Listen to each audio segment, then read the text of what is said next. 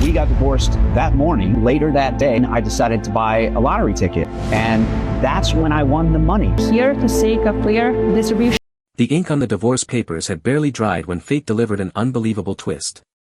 Only hours after officially ending his marriage, the husband purchased a lottery ticket and walked away with a life-changing jackpot.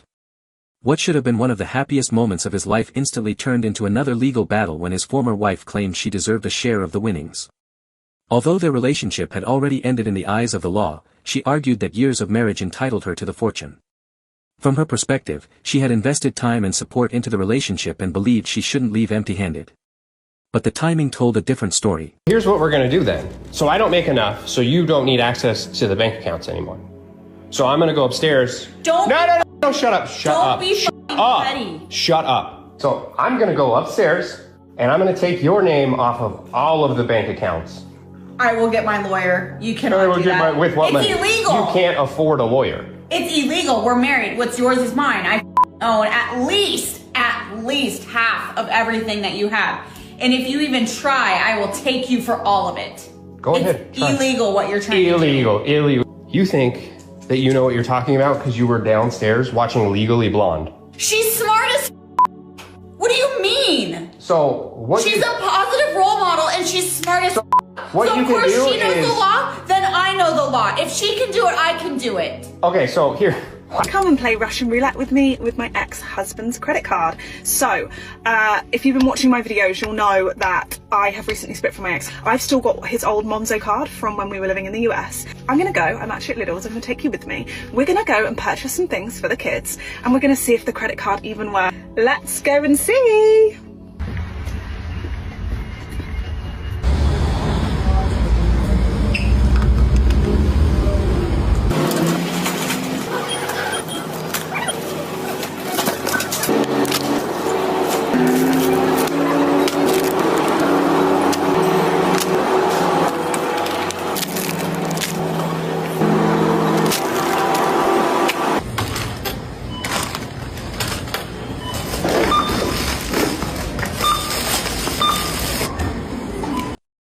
What began as a conversation about separating finances quickly exposed a much deeper problem inside the marriage.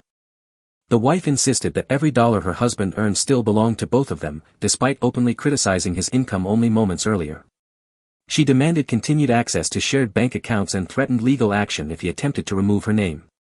Her confidence was fueled more by emotion than by understanding of the law, turning a serious discussion into a heated argument filled with accusations and unrealistic expectations.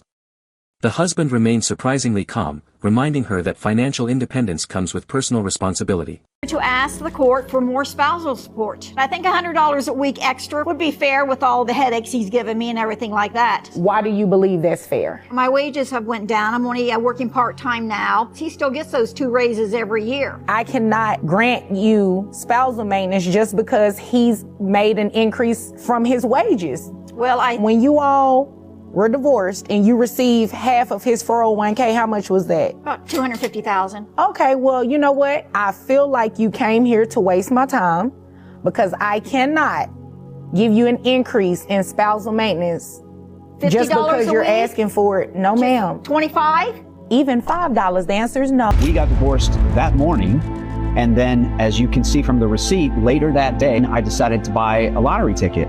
And that's when I won the money. So it was clearly after the divorce. She has no claim on that money. This is really a waste of all of our time. I supported this man for 7 years. He got this ticket using our shared account. And then that he got it before our divorce papers were finalized. Again, I'm here to seek a clear distribution. Your divorce was finalized at 9 a.m. that morning? Yes, correct. I submitted a receipt from when I purchased lottery ticket. You can see clearly it was at 12:30 in the afternoon. She was the one that asked for the divorce from me. Ms. Taylor, you're the one who filed for divorce. Unfortunately, all of it belongs to him. As you stated, your divorce was finalized. I am sorry, but the law is the law. Case dismissed. It's not clear, you know? Following the separation, the woman discovered she still had access to one of her ex-husband's old bank cards. Rather than returning it or destroying it, she decided to record herself attempting to use it while shopping, treating the entire situation like harmless entertainment for social media. Smiling in front of the camera, she joked about whether the card would still work, never stopping to consider the legal consequences of using someone else's financial account without permission. What she believed would become funny online content instead highlighted a serious lack of judgment. Divorce doesn't just end a relationship, it also ends financial privileges that existed during the marriage. My husband and I have been separated for about 2 months. Today I received a message from him saying that he's gonna be removing me from the car insurance. And when I asked him when my last day with insurance would be, he said it's tomorrow. So I have to shop around. I have to find my own car insurance. And I had previously asked him if he could just keep me on there and I would give him my part of the insurance since that would be cheaper for me. But he says he prefers to just remove me. So tomorrow I'll be without insurance. I have the kids 4 days a week and he has them 3. And since his family is there, he is able to work as much as he used to before when I used to stay at home. But I have nobody to help me watch my kids. And I'm really not gonna leave them with just anybody, so I can only work 3 days a week. I make $120 a day. Sometimes I work Saturdays, I make $60 on Saturdays, so that means 1 week I make $420 and the other one I make $360. So I thought it would be okay if he just kept me in the insurance and I would give him the money, which would be around $100. But today again he said no, so I've been looking, it's around $200 for me to get it by myself. And right now it just feels like I can't do it. I know I can, but it just feels like I... Hoping for a larger financial settlement, a divorced woman returned to court asking the judge to increase her monthly support payments. She argued that her former husband had received raises at work while her own income had decreased because she was working fewer hours. To her, that seemed reason enough for additional support. But as the hearing continued, the judge reviewed the details of the original divorce agreement and discovered she had already received a significant financial settlement when the marriage ended. Instead of finding sympathy, she was reminded that personal choices also carry personal responsibility. Because I cheated on you does not mean that your responsibilities as my husband don't apply. You didn't just say that. What do you mean I didn't just say that? I'm not gonna pay for that cruise. I'm spitting straight facts right now. So you really think that after cheating on me, I'm gonna pay for your girls trip? Dude, you cannot be serious. Like 5 married women alone? Yes!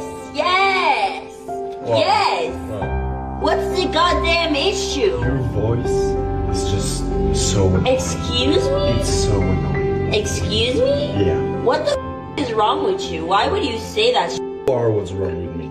I'm what's wrong. Years teach my girls that they have to grow up to be reliant on a man, as you can well imagine. I would never teach my son that he should be attracted. But Tracy, you're the same one. You're the same one who bragged that she's so strong and so tough and doesn't need a man's money. Yet you're taking alimony.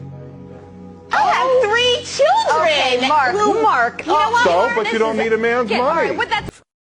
Several months after separating from her husband, a woman found herself facing a challenge she hadn't fully anticipated. She received a message informing her that she would soon be removed from his car insurance policy, meaning she would have to purchase her own coverage for the first time. Already balancing work, parenting responsibilities, and financial pressure, the added expense felt overwhelming.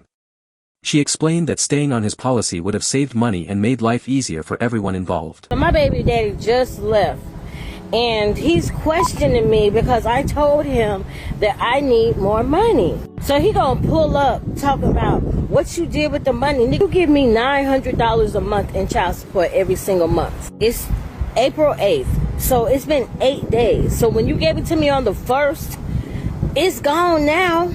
What? What?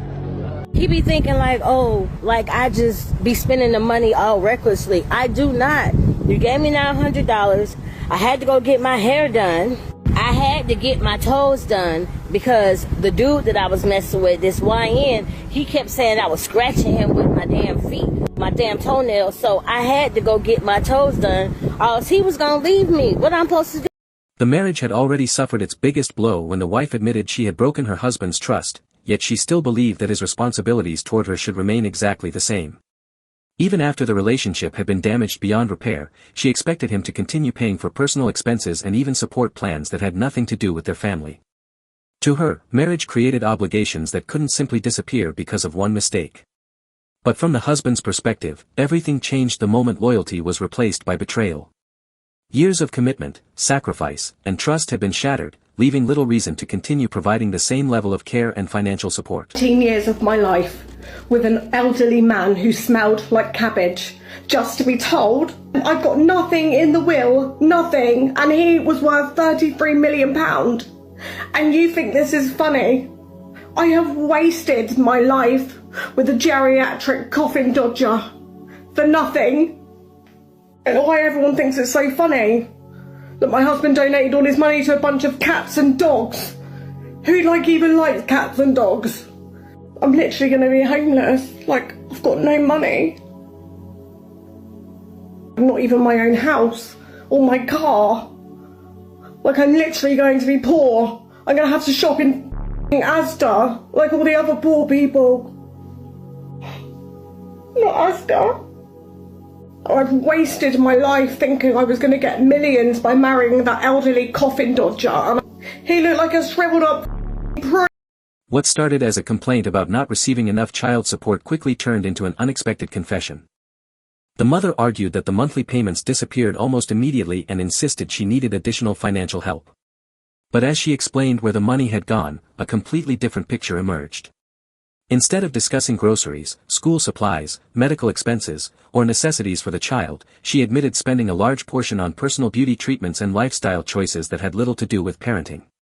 The father questioned how money intended to support their child had been exhausted so quickly, exposing a serious disagreement over priorities. I realize that I'm still gonna get half. Keep getting these notifications or calls from people saying I'm applying for apartments. Why are you annoyed with that? Because obviously I live here. Why would I didn't even put my name for them.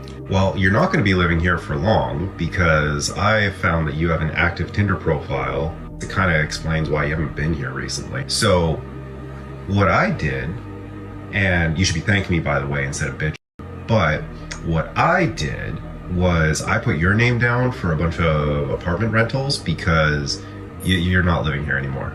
I've been way too lenient with this, and you clearly don't care. You don't care about this place. You don't care about me. You don't care about our kids. If you're wanting to split, then I'm still entitled to half the stuff. I don't know why you would apply for these things. Half of what stuff? You're not here to use half the stuff. So you're not getting anything. I'm here right now. For years, she believed she had secured a comfortable future by marrying a wealthy older man. She accepted the relationship because she imagined that one day his fortune would become hers, allowing her to live a life of luxury without financial worries. But when he passed away, reality destroyed the dream she had spent years building. Instead of inheriting millions, she learned that his wealth had been donated elsewhere, leaving her with almost nothing. The anger and frustration she expressed weren't simply about losing money, they reflected the painful realization that years of her life had been invested in expectations that were never guaranteed. You ready? I forgot my wallet. You might have to use your card. Oh no, baby! We're gonna have to turn back around and go back to the house.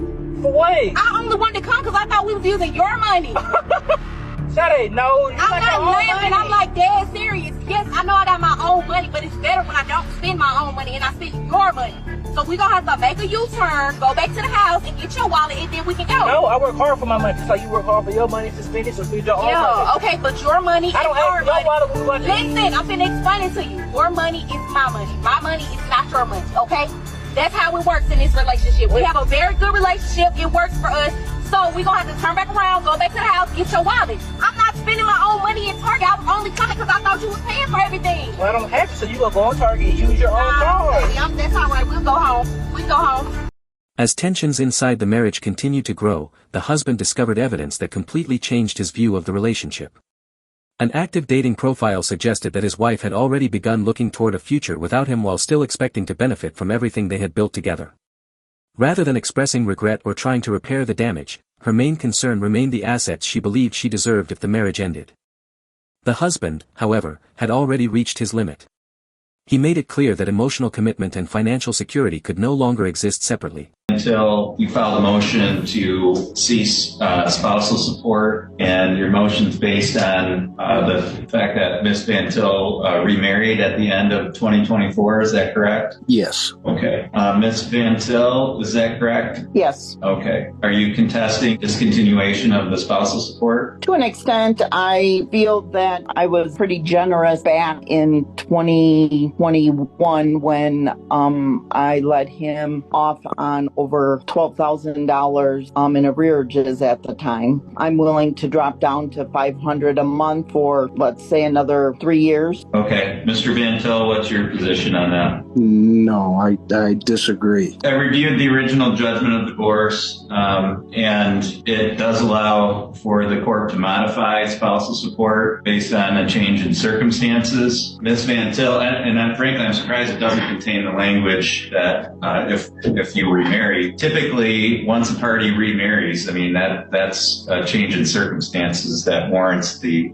cessation of payment of spousal support. And the whole idea of spousal support is that you don't have the assistance of your marital partner anymore to support you. And when you get remarried, that's no longer the case. So it really, to me, the only fact here that would be a potential issue is whether or not you were actually married or remarried, I should say. And it sounds like that's not a fact that's in dispute. So for that reason, the court finds that the spousal support should. One woman openly admitted that a previous relationship had completely transformed her lifestyle. Expensive gifts, luxury living, and financial comfort became part of her everyday life while they were together. When the relationship eventually ended peacefully, she believed those benefits should continue because she had grown accustomed to living at that standard. From her perspective, returning to a simpler lifestyle felt unfair simply because the romance had ended. But relationships are partnerships, not permanent financial contracts. The opportunities and comforts she enjoyed existed because they were building a life together, not because they were guaranteed forever. Once the relationship ended, those privileges naturally came to an end as well. Upgraded her life, then they broke up, but she wants the upgrades to stay.